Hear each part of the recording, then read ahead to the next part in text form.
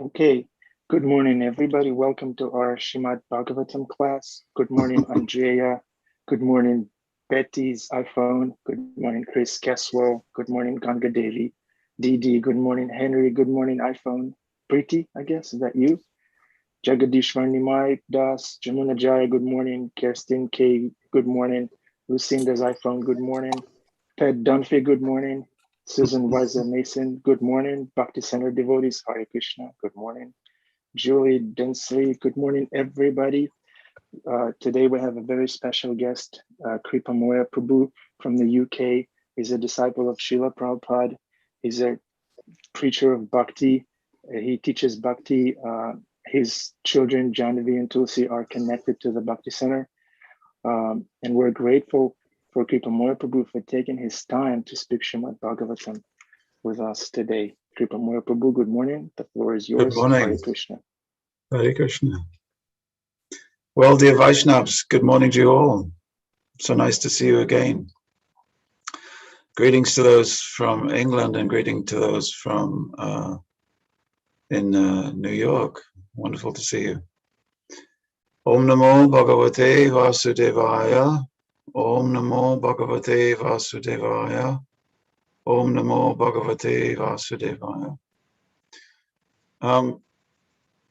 One of the main subjects out of 10 subjects in the Srimad Bhagavatam is the study of dynasties. So today we're reading from the 9th canto, in which we will be reading a lot of names. Over the past few weeks, you will have read a lot of names. And over the next few weeks, you'll also read a lot of names. Because dynasties, or basically how those people who are famous in Vedic history got to have their existence, and who was their father and mother, and who was their grandparents, and who were their children, and who were their great-grandchildren. This is of importance. That is why it's there in the Srimad Bhagavatam. And everybody knows you have to read all 9 cantos before you jump to the 10th canto. So here we are. This is the 16th chapter of the 9th canto. And today I'm going to be reading verses 34 to 37, which is the end of the chapter. Those of you who are watching in, you probably get the verse as well. When the elder Madhuchandas were cursed, the younger 50, along with Madhuchanda himself, approached their father and agreed to accept his proposal. Dear father, they said, we shall abide by whatever arrangement you like. Text 35. Thus the younger Madhuchandas accepted Shunashepa as their eldest brother and told him, we shall follow your orders. Vishwamitra then said to his obedient sons, because you have accepted Shunashepa as your eldest brother, I am very satisfied. By accepting my order, you have made me a father of worthy sons, and therefore I bless all of you to become the fathers of sons also. 36. Vishwamitra said, O Kushikas, descendants of Koshika, this Devarata is my son and is one of you. Please obey his orders. O King Parikshit, Vishwamitra had many other sons, such as Ashtaka, Harita, Jaya, and Kratuman. Vishwamitra cursed some of his sons, this is 37. Vishwamitra cursed some of his sons and blessed the others, and he also adopted a son. Thus there were varieties in the Kaushik dynasty, but among all the sons, Devarata was considered the eldest. Oma Jnana Timirandasya, Jnananjana Shalakaya, Chakshur, Unmilitam Jena Tasmai, Shri Gurave Namaha. Well, if you're just coming across these verses fresh, it may seem quite strange. However, if you've been following the stories in the 9th canto for any amount of time, you will at least be relatively fresh to this idea. What's happening here is that a father who had many sons adopted a son whose name was Devarata, and he asked his sons to accept him, the boy, as their brother. And some of them accepted that proposal, and some of them refused. And at this point, Vishwamitra, the father, becomes very annoyed, and he curses those sons who did not accept the adopted son, and he blesses those sons who did accept. And we shall see why it's important for certain families to keep very strict rules and very strict obedience to their father. This is a recurring theme in Vedic culture. At the beginning of this section of chapters, we have the story, which is a sort of a emblematic, symbolic story throughout at least 6 different Vedic literatures, because it describes the origins of great dynasties. There are 2 great dynasties. I've mentioned them on previous occasions: the dynasty of the sun, the dynasty of the moon, and from these come the great personalities that are so famous in our Vedic culture. Yes, it's all about Krishna. It's true, it's all about Krishna. And ultimately, the Srimad Bhagavatam, those 18,000 verses of the Srimad Bhagavatam, will lead us to Krishna. But before we get to Krishna, the Bhagavatam itself thinks that it's very important, or the great sages who compiled the Bhagavatam, namely Srila Vyasadeva, thought it was very important that we get to know the family dynasties, because it's important to know how everybody got to hold their particular positions. In Vedic culture, there are 3 categories of persons who are very important. One is the kings, the leaders of human society, upon whom civilization depends.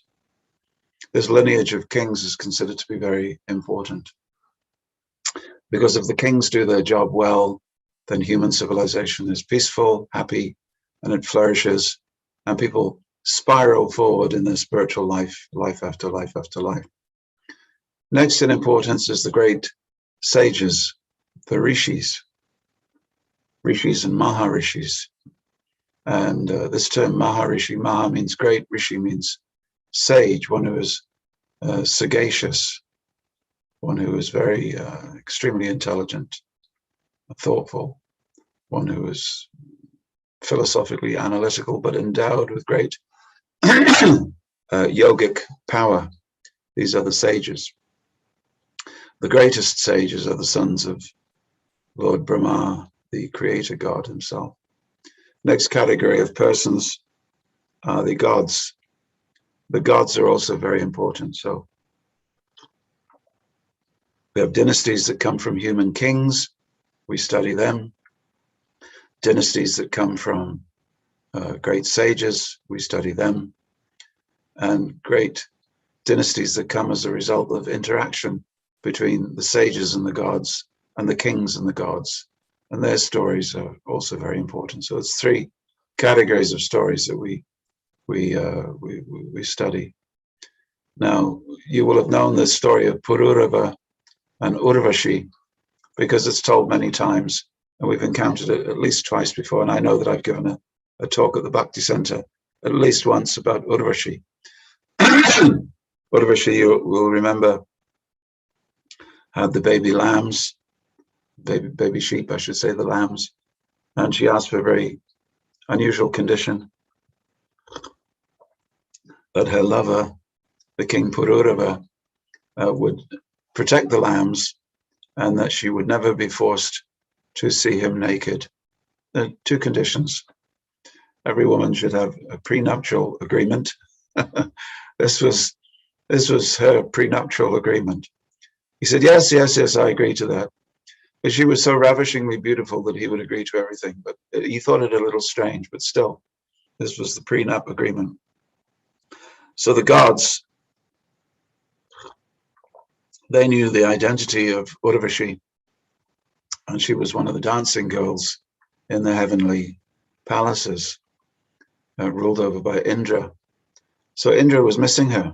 She was down on earth consorting with human beings. What was the point of that? None of the men have any strength. None of the men are as fabulously wealthy as me. Why doesn't she come home? And the gods reported to Indra, oh, she's fallen in love with this man. He's very handsome. He said, then bring her back. He said, then we have to find a way of bringing her back. So knowing about these two vows, there was a problem one night as the gods came and they stole the two lambs from the bedroom, the bedchamber of Urvashi. And she heard a commotion and she saw that they were running away with her beautiful lambs. And she called out to her husband. She said, have you become a woman? She said, you want to bed me? He said, you're a great champion, so-called great hero, great warrior. But when it comes to protecting my lambs, now you've become weak. And of course, he was incensed by that. So she was chasing after the gods. And he began chasing after, but he was so keen to please her that he got up out of bed naked. And at that moment, there was a flash of lightning. And of course, she saw him naked. So the lambs got away. The curse was, the blessing was broken. Now, this story is repeated many times. There are many lessons wrapped in that story. I guess the lesson is be careful what you agree to. But Urvashi's son was Vijay. And 6 generations later, we find a great sage. So it is possible this was Prabhupada comments that out of, Brahmins and Kshatriyas and Vaishyas and Sudras, all these different divisions in Satyuga were all one. They were all greatly thoughtful, greatly powerful, greatly endowed in different ways. So a great sage known as Jamadagni was born in the line of Pururava and Urvashi 6 generations later. And his name was Janu. And of course, Janu, we've heard the story of Janu because Janu is the one who drank the Ganges water, thereby giving the name of Jahnavi to the Ganges. So 9 generations after that, Janu's descendants, and as I always remind people, these great sages were married. So there's no question of always having to be unmarried in order to be a sage. In fact, those who are married, sometimes I think they get greater blessings to be sages. Well, I would say that, wouldn't I? But let's just say you have to have the patience of a sage to be married. So he was a sage. And 9 generations later, after Janu, comes Satyavati, who marries Richika Muni.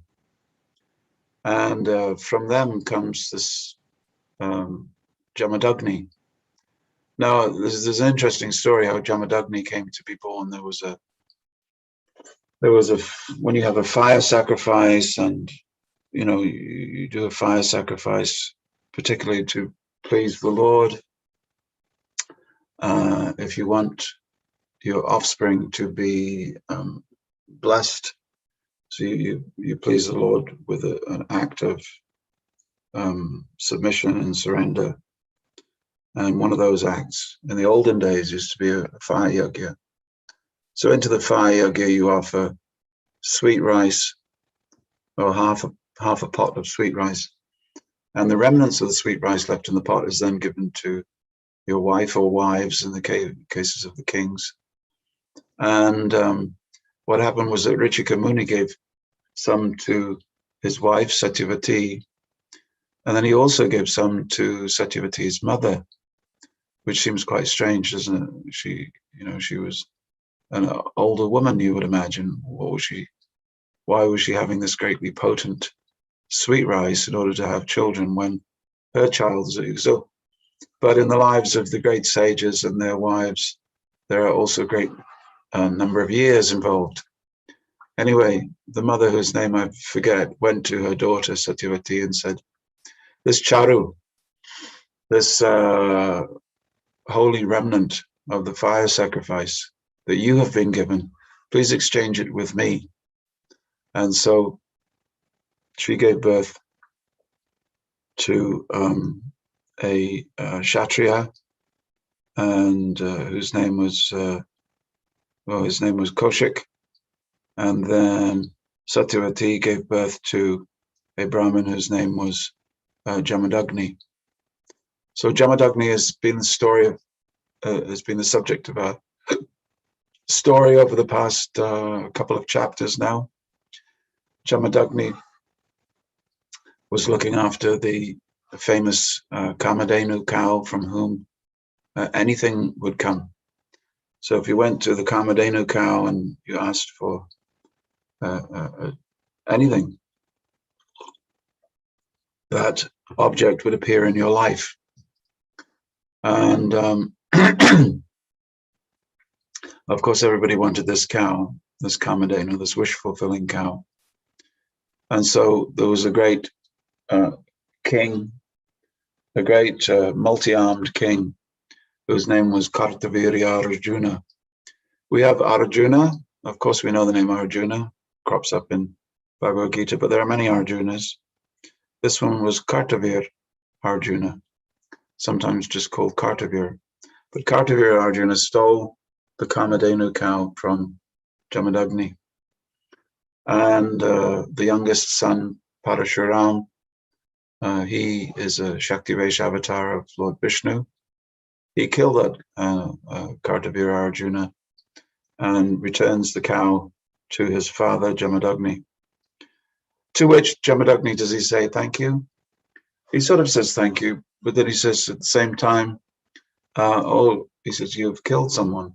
He says, this is very strange, because we'll see later on in the chapter that Jamadagni has, should we say, what we would describe as mixed ethics, and not quite straightforward.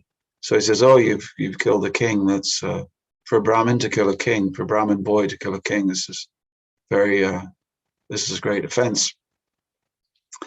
And of course, Brahmins were not sent to jail. They were not subject to a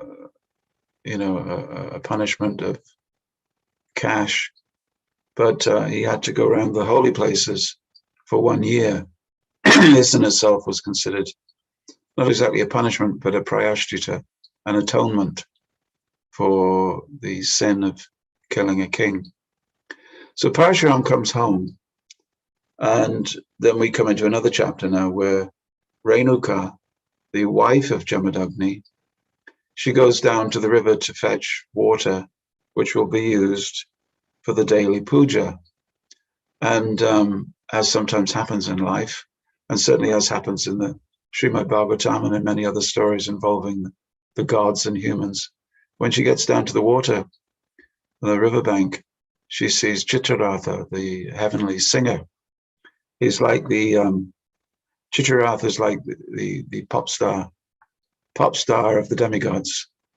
He has got a great voice, and he's got muscles, and he's usually depicted sort of bare-chested, and it's surrounded by all these beautiful women. So she sees this tableau, and they're in the water, the very water where she's come to get water for the, and she becomes entranced. And we're not told whether she was, in what particular way she was entranced, but she wished, it is said, she wished to be part of the Chitraratha's retinue. She was thinking, I'm married to a sage, I wonder what it would be like to be with this young man who's such an attractive young man, along with all these other young ladies. So she stands there enraptured by this tableau, and she suddenly realizes, she doesn't have a watch, but she suddenly realizes that she's missed her husband's puja for the morning. So fire yagya was the puja. So then she hurries back, and she just stands there very ashamed and embarrassed in front of her husband. And then Jamadagni, who was previously so fastidious about Parashuram killing a king, he turns to his sons and he says, your mother is guilty of adultery, kill her. Which seems, oh my word, that's a bit heavy, isn't it? That's a bit sharp. I mean, this is like this is like the worst possible behavior. But we shall see that the story goes around. So none of the brothers want to do it, of course, but Parashurama, he comes forward. He says, Father, what can I do for you? And Jamadagni, he says, well, he says, kill your mother and kill your brothers because they refused my orders. So he does it.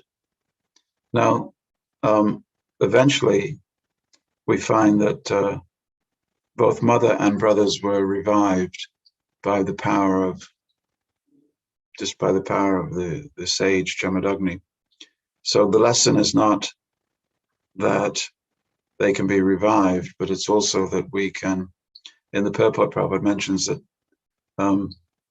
Jamadagni was failing in his ability to be a sage, because being a sage means to be of careful thought, and one must consider seriously the consequences of his actions before he commits them.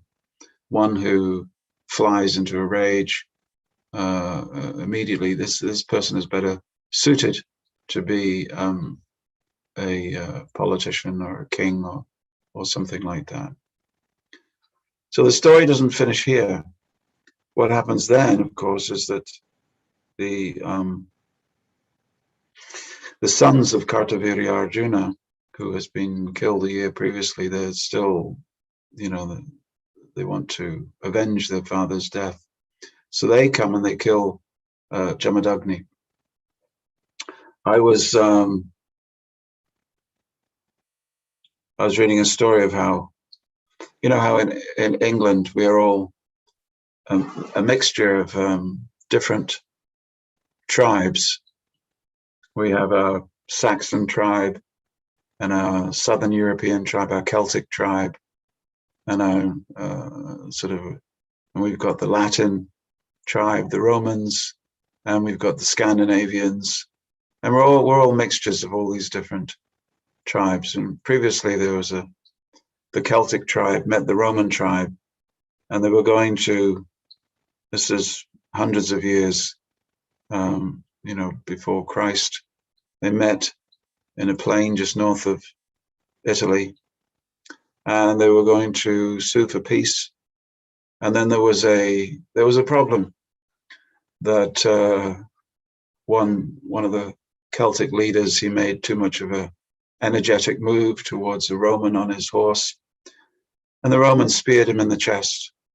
And from this one incident, the Celts flew into a rage, and they desired to kill all the Romans. And eventually there was a huge battle, and 20,000 Romans were killed. And the stories certainly in European history books, often go back to one incident, one small incident that becomes the spark in the powder keg. And this is very common in the First World War in Europe. You could say was, set off by the assassination of Archduke Ferdinand in Sarajevo, and the whole war then just explodes. Second, the great nation of the United States of America, Pearl Harbor. So different things set off huge amounts of killing. So when we look back at Vedic history, we see that this one event of Jamadagni being killed by the sons of Kartaviri Arjuna, this was the great flashpoint in this particular history, and it's mentioned here in the Bhagavatam that from this point, Parashuram, who's a Shaktivesha avatar of Vishnu, meaning he's the complete embodiment of one of the energies of Vishnu, he takes it upon himself to not only slaughter that generation of warriors, but he slaughters the warriors 21 times, making a river of blood. And this is depicted at some length in different scriptures. So Jamadagni is also restored by the power of Parashuram, which seems unlikely to us that Parashuram is doing all this slaughter and the body of Jamadagni is just lying there. And then by his power of austerity, his tapasya, and just by, of course, being a Shaktivesha avatar of Vishnu, the head is placed back on the body and he comes back to life. So it's a horrific story if you think about it. So much bloodshed and so much all over, a wish-fulfilling cow, but it's emblematic or symbolic of the entire human race's desire to have material fulfillment and to do anything in order to be materially fulfilled. So we have to, for every transgression of moral law, there is something that we do as what is known as a prayaschitta, or an atonement. So for this reason, Prabhupada comments that we do prayaschitta, ordinary people do prayaschitta in the form of the pancha yagya. Pancha yagya means the 5 things that every householder is meant to do daily.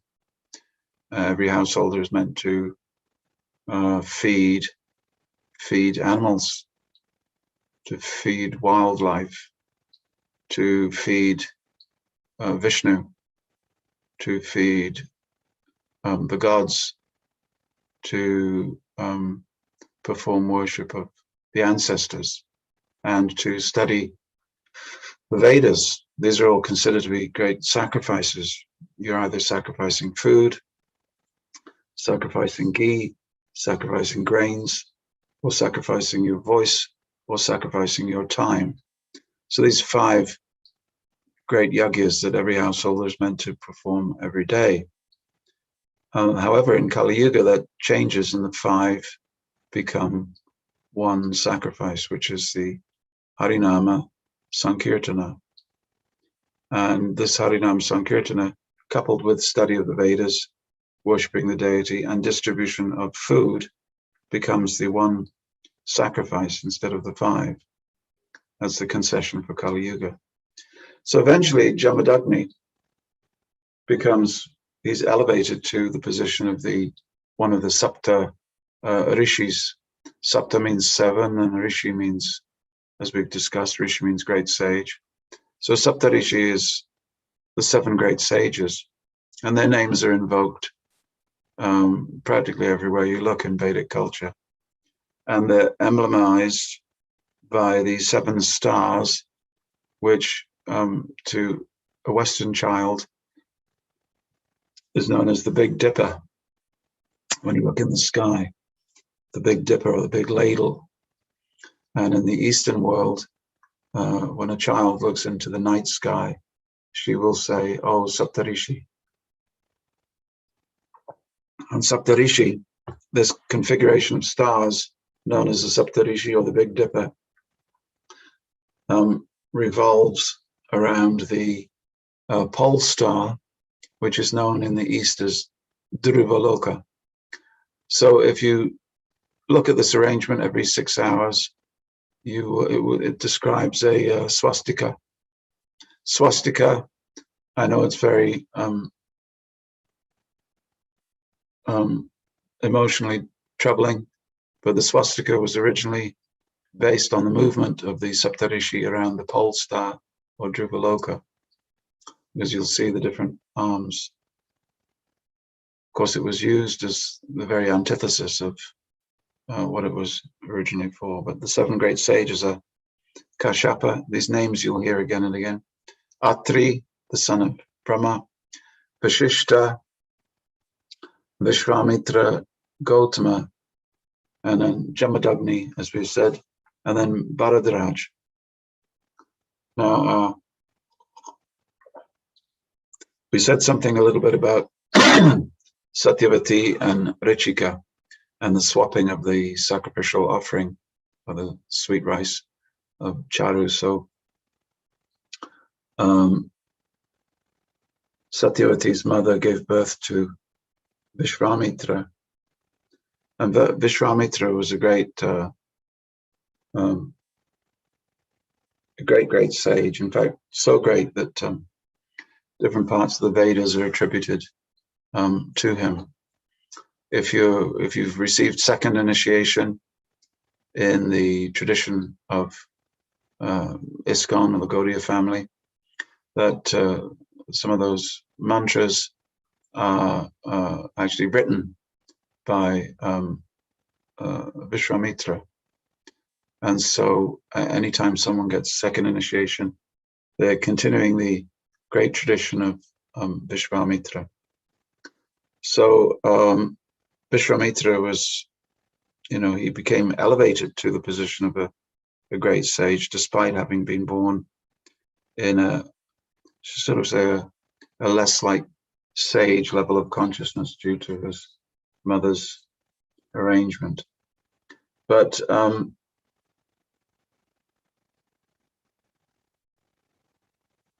we are reminded actually that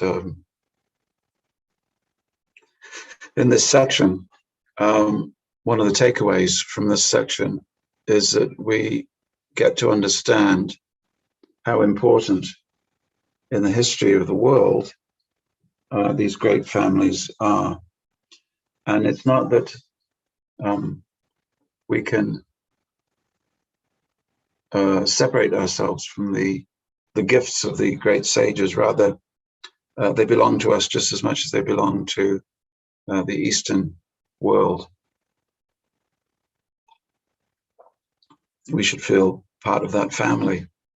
And so they're our history as well. To the extent that we've taken up Krishna consciousness and embraced certain mantras and certain tantras and certain yantras and, all the principles and practices of Krishna consciousness, we've also embraced different writings that were compiled by sages. Usually when you sit down to perform any kind of ritual, you mention the mantra that you're going to chant. And you also mention the name of the sage and the meter of the poetic meter in which the sage wrote the mantras for the ritual. And this you will see when people sit down for a fire yagya or something like this. And the reason for this is so that we never forget them. So Srimad Bhagavatam is our scripture as much as Bhagavad Gita is. We are the people of two scriptures. In one sense, we have many scriptures, but Bhagavad Gita and Bhagavatam are really the essence of all our philosophy and practice.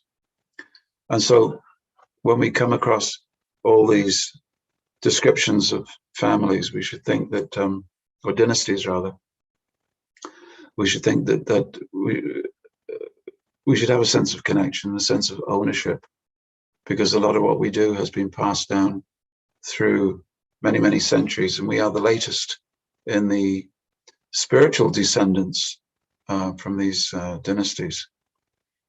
And I thought that was worth mentioning. The second takeaway, of course, is that there's often a discussion between what is important, a spiritual message and a movement of people or an institution which is created in order to deliver that to people. And sometimes we like to have one but not the other. It's often, institution is often a pejorative term, isn't it? I like the spirituality, but I don't like the institution. People say I like ISKCON, the movement, but I don't like the ISKCON institution. And it's a little bit rather like saying I like the spiritual message, but I don't like hearing about all the kings and the sages who delivered it carefully through the family lines and through the royal dynasties and down to the present day. Of course, there are two things. There's the great families of sages, and then there's the sage-like Vaishnavas who also form part of the tradition. Well, these things it's rather like saying I love oxygen, but I hate lungs. I just don't like lungs. Why do we need lungs? They're just big blobs of biological tissue. Why do we need them? And the important thing is that you do need them, because the lungs are the things that extract the oxygen so that you can use it. So they're both essential. Lungs, not very nice to look at, but they're used as instruments in order to extract oxygen from the air so that you can process it and use it. And so in the same way, you can say kings, families, human institutions, not always so pretty to look at, but they perform a function. And because that function is essential, it finds its way into the Srimad Bhagavatam. Not that it finds its way in as an interloper, but it actually is put there by Srila Vyasadeva himself. And I suppose in devotee communities sometimes, because we have a preponderance of men,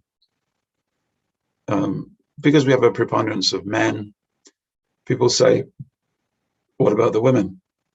Because we have a preponderance of men who have taken to a lifetime celibacy, then people say, well, what about the families? And because our tradition is very much started by one great sage who had given up his family and came to America to begin the Krishna consciousness movement, Srila Prabhupada. Sometimes we look upon the family line as relatively unimportant compared to the spiritual line.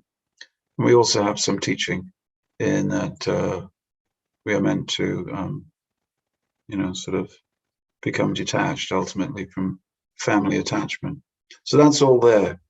But families are extremely important in creating the next generation of Vaishnavas, and institutions are very important in creating the next expansion of the Vaishnava movement. I will finish there and I will take some questions before I speak too much. Hare Krishna.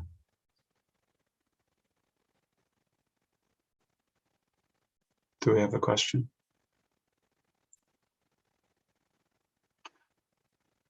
Hare Krishna, Kripamoya Prabhu.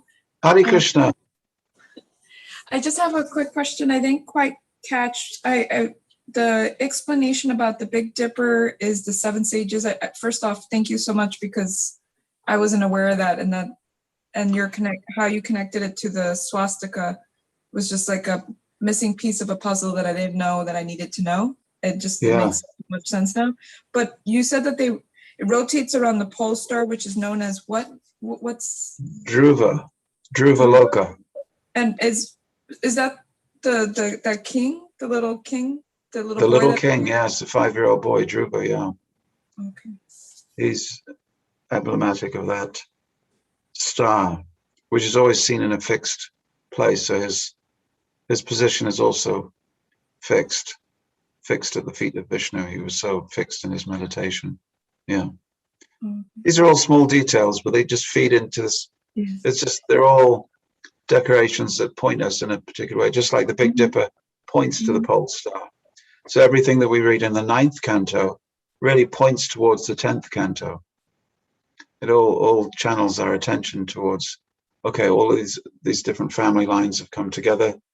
And who's the product of that? Oh, it's Krishna. So it's all, you know, the labors of many centuries have all resulted in Vasudeva and Devaki and Krishna ultimately.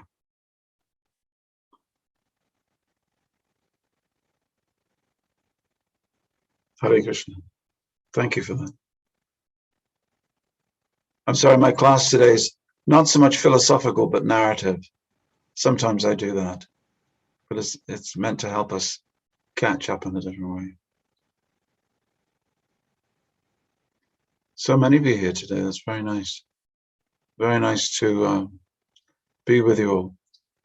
Every time I get an invitation to speak at the Bhakti Center, I know that my last class must not have been too bad because I've been asked to come in again.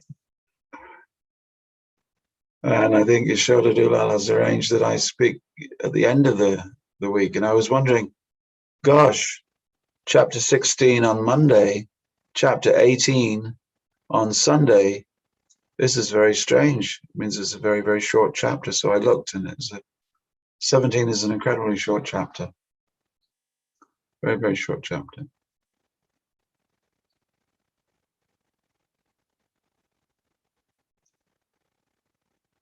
Anything else?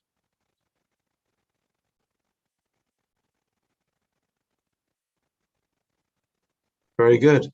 Yeah, Kripamoya Prabhu, thank you very much. Wonderful So, class. Can you thank tell you. us a little more about your dynasty and how you managed to encourage your children, all three of them, to be active devotees with sadhana? Interesting question, isn't it? Yes. You wanted me to finish at 8 o'clock, though? No, we can go over time. That's fine. I asked to open the floor for questions before 8 o'clock, but we can go over time. Okay, I see. Yeah. Well, you know, let me tell you a story about a lady who was, she was a headmistress of a school in India. It's a true story, just a few years ago. And she was very troubled with the lack of discipline amongst the kids. And so she said, I'm going to open up my own school, but with the provision that I won't take any child as a student unless their parents have practiced Garbhadana Samskar, which means prayers for producing a good child at the time of conception. And, you know, you would think, well, she's not going to get many children. But now she has, so gradually her idea sort of spread in India only, of course. And now she's a headmistress of a school of 250 children, all of whom were conceived or brought into the world with a ceremony known as Garbhadana Samskar, which means before engaging in sex for conception, the parents pray. Now there's a different ways of doing it. But what happened was that she's got a whole school full of well-behaved children. It's quite scientific. It's quite scientific. And Prabhupada said, the thing that you do is, he said, simply take this mantra, chant Hare Krishna. And he said, chant 50 rounds and you'll have blessed children. So my wife and I did that, and hey presto, we have some good children. That is not to say that that's the only way to have good children, but it's the way that we've been advised. And that's the first thing that you can do. Second thing that you can do is make Krishna consciousness age appropriate, always age appropriate. There's many children's natural, spontaneous enthusiasm for Krishna has been stamped on, I would say, by over-repressive adults. adult devotees, parent devotees who try to apply the same rules for their children as they applied for themselves. This can, in a very small minority of cases, it can result in maharishis as children, but in other cases it can backfire. And we find that many teenagers at a certain age have given up Krishna consciousness because they were never ever good enough. And who would want to be part of something that you were never good enough to be a member of? You wouldn't join that. So we have to be careful that there's always encouragement. And third ingredient, I would say, is always to make it fun. Krishna consciousness is great fun, but you have to find the fun, because children will respond to that, and they will enjoy themselves. So dance, theater, art, singing, musical instruments, games, all of these things are very helpful in bringing a person to Krishna consciousness. And always begin where they are, not where you are. If you want to deliver Krishna consciousness to someone, make what they're interested in sacred before you try to superimpose what you're interested in. And then it seems to work. Hare Krishna. That is so profound and so concise. Thank you so much, Prabhu. Wonderful. Okay, audience, do we have any contributions, questions? Anybody wanted to share their realizations or maybe a point that's that they liked and they can take away? Yes, please share. Dynasty takeaway. Dynasty takeaway, yes. Now, Kripamoya Prabhu wonderfully brought the point back home, back to Krishna, speaking about his dynasties. Yeah. We have a one of the bit, just talking about our own dynasty. We have an International Society for Krishna Consciousness that was started in 1966. The senior members of which we all realize that within 20 years, every one of us that made up that generation will have passed away. So the stark realization is how to give that to the next generation. Is there sufficient leadership? Have we passed on everything? So whether you're a parent or a guru or a leader in some capacity, you want to know that the next generation has passed on, has imbibed everything, and will in turn pass that on to the next generation, their next generation. And one of the difficult things is that in each generation something is lost. And so there are key techniques of keeping things intact, just like the chanting of the Vedas, for instance. If you go to Gurukulas in India, you will find that the way they chant, the way they're disciplined to chant, the way their chanting is corrected, the way the pronunciation is so exact, is to keep the Vedas intact. We don't have such a profound responsibility to do that in one sense, but there are things that we've been given that need to be preserved. And just like Chinese whispers, it's very easy for things to be, sort of slide. So 6 generations from now, will the Hare Krishna movement be the same? Some things will be different. We want to make sure that certain things are preserved. If certain things are preserved, then we'll be doing okay. If everything changes, if some things don't change, then that will be a problem for us, because we have to change according to time, place, and circumstance. But if everything changes, then that will be a problem. Just a few observations then.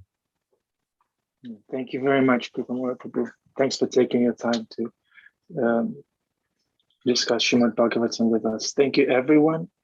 for coming on, for contributing to class. We'll see everybody tomorrow.